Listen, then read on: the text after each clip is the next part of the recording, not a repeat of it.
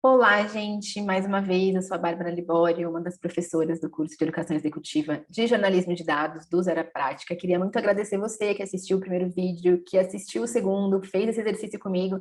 Eu não sei vocês, mas eu fiquei bastante entusiasmada em ver, e visualizar e conseguir mostrar para vocês quais são todas as oportunidades, as possibilidades que a gente pode, de fato, executar utilizando o jornalismo de dados. Então, como a gente já falou, esse é o curso, né? E essa é a ferramenta, né? O jornalismo de dados, ideal para quem quer descobrir novas histórias, descobrir novas maneiras de contar essas histórias de uma maneira que não só informe, mas que também entretenha, que também engaje o leitor. E a gente consegue fazer tudo isso de maneira ética, responsável, sempre prezando pela informação, né? Então, você que já sabe que a tecnologia mudou tudo na nossa vida e, obviamente, com certeza também ia mudar a maneira como a gente consome notícias, mas também a maneira como a gente produz notícia, como a gente produz informação.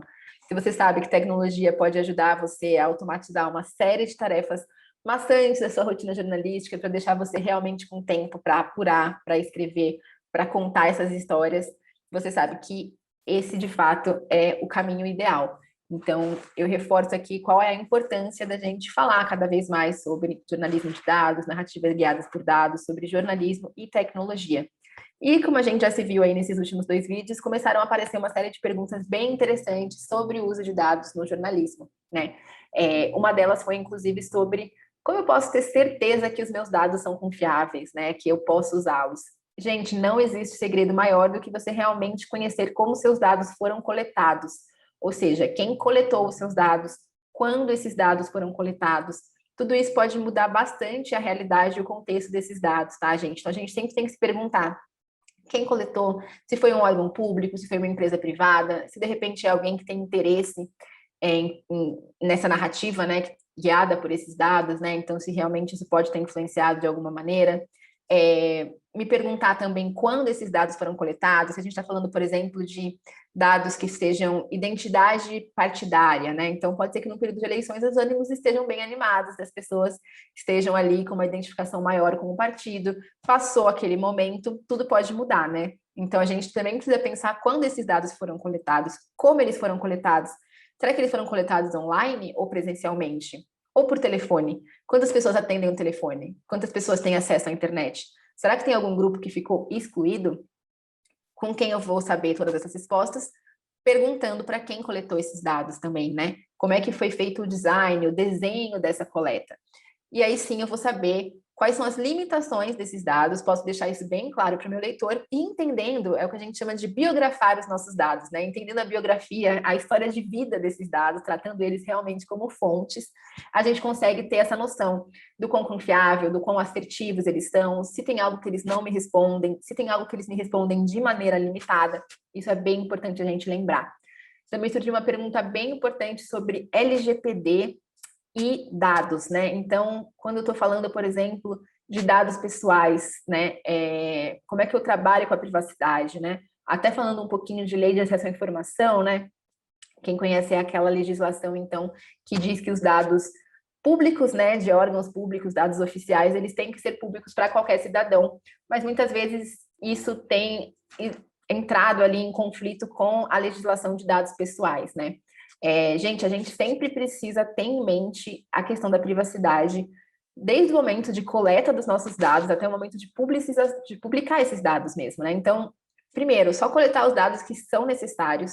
A gente não precisa coletar vários dados que a gente não vai usar nessa lógica de, eu vou coletar tudo e depois eu vejo que eu vou usar. Não, gente, né? Dados, eles realmente são importantes, então a gente só precisa coletar o que é necessário e a gente só deve publicar o que é necessário também. Mas sempre lembrando, quando a gente está falando de dados públicos, o sigilo, ele é a exceção, ele não é a regra, né? Então, a regra é que realmente tudo seja público. Se a gente realmente estiver falando de dados pessoais, né, dados de servidores públicos, por exemplo, a gente pode sempre pensar em estratégias como, olha, eu quero esses dados, né, quero essa informação, mas você pode, de repente, para mim, você pode simplesmente tarjar esses dados que mostrem qual é o nome dessa pessoa, qual é o CPF dessa pessoa, quais são os dados pessoais dela, porque muitas vezes o que a gente precisa não é do dado pessoal, né, a gente precisa realmente desses dados de uma maneira mais bruta, quantitativa, que pode ser perfeitamente dados que sejam anonimizados. né? Mas a gente sempre realmente precisa entender e pensar realmente em qual que é o limite de até onde a gente pode ir, até onde a gente deve ir. Sempre que publicar dados ou coletar dados for invadir a privacidade de alguém ou for realmente trazer algum prejuízo ou algum dano, a gente pode pensar sobre isso. Mas a LGPD, principalmente quando a gente está falando sobre LGPD e lei, ela não pode ser uma barreira para que os governos comecem a colocar tudo em sigilo, tá?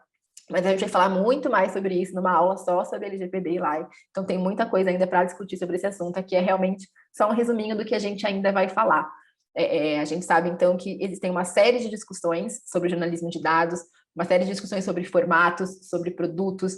Lembrando que o jornalismo de dados é uma grande ferramenta para quem quer pensar em produtos monetizáveis no jornalismo. A gente sabe que a gente vive uma crise de monetização, né? Como é que vamos pagar pelo jornalismo que a gente faz? E a gente sabe que a gente pode fazer isso com produtos, né? E o jornalismo de dados é realmente uma fonte inesgotável de produtos que a gente pode criar, que a gente pode personalizar e que a gente pode monetizar também. Então, se você também está pensando em empreender no jornalismo, o jornalismo de dados que usa comunicação, tecnologia, também pode ser uma oportunidade bem legal. E a gente vai falar um pouco mais sobre isso no curso, quando a gente conversar sobre gestão de projetos e empreendedorismo. Então, eu espero que vocês estejam tão animados quanto eu, porque a gente se vê logo, logo nesse curso de educação executiva. Até lá, gente. Tchau, tchau.